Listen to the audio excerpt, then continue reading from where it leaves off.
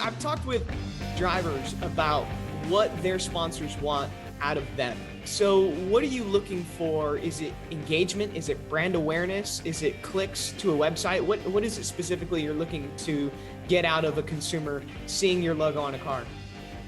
Listen, I went up to David, 5 minutes before the very first race, 2 years ago. This is our third race. It would have been 2 years ago. And I said, listen, David, I need you to win this race. I have all the company money on this. You have to win. and he's like, man, you can't put that on me right now. I was like, no, but listen, seriously, we do. We have all the company money. It's resting on you winning this race. But no, Wait, you know what? 5 minutes? 5 minutes before? 5 minutes. Poor man. We are literally getting ready to walk out to the grid to do the national anthem and everything. And I grabbed him and I said, and I think he probably thought it was like, we're going to see this heartfelt thing come up from the sponsor. And listen, we become good friends. I love David and his whole family. I walk up to him, I'm like, David, I need you to get serious for a second. I said, he's like, yeah, what's up? I was like, no, I need you to take your glasses off and look at me for a second. He takes his glasses off. I was like, I need you to win this race. You have to win. And he kind of laughed. And I was like, grabbed him by the shoulders. It's like, no, David, you have to win. You have to win this race. I have everything riding on this race. The whole company's riding on this race. Like, if you don't win, we're not going to get the advertising. But honestly, the real answer is, I don't really ask much of anybody I do business with. I kind of feel like it's organic. I really feel like if we've decided to partner, we're going to figure out a way. So, big teams with big budgets, and M&Ms and Kyle Busch, those guys might have different criteria that they put. But for me, it's very informal. I like to support the driver.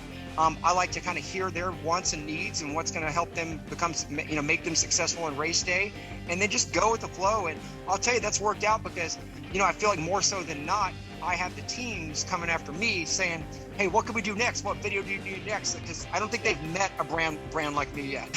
So. And David is such a good guy. I mean, obviously, as you've alluded to, is it David from here on out, or would you look into the future on looking at another guy? Because I know we were talking like, hey, I don't want to pull David out of retirement again because he's so good at that. But hey, I'm buddies with another guy that's I'm not going to mention his name right now, Landon Castle. But I met Landon through Ironman. Actually, it's interesting. I met Landon on the grid at the Daytona 500 2 years ago, and he was a common friend of ours. And I walked up to him. He's 2 cars away from us. I was like, Landon, Rick Steele. He's like, oh, Rick, we got to talk after the race. And this was like literally 5 minutes before the Daytona. No, this was before the Coca-Cola 600. And he had just told me the story about how he just rode a bike 50 miles, and now he's getting ready to get in the car and drive 600 miles. But he and I have become good friends. We've done some stuff like on the iRacing series with NASCAR. But I'll tell you, when it comes to NASCAR and Daytona 500, we have a commitment to David.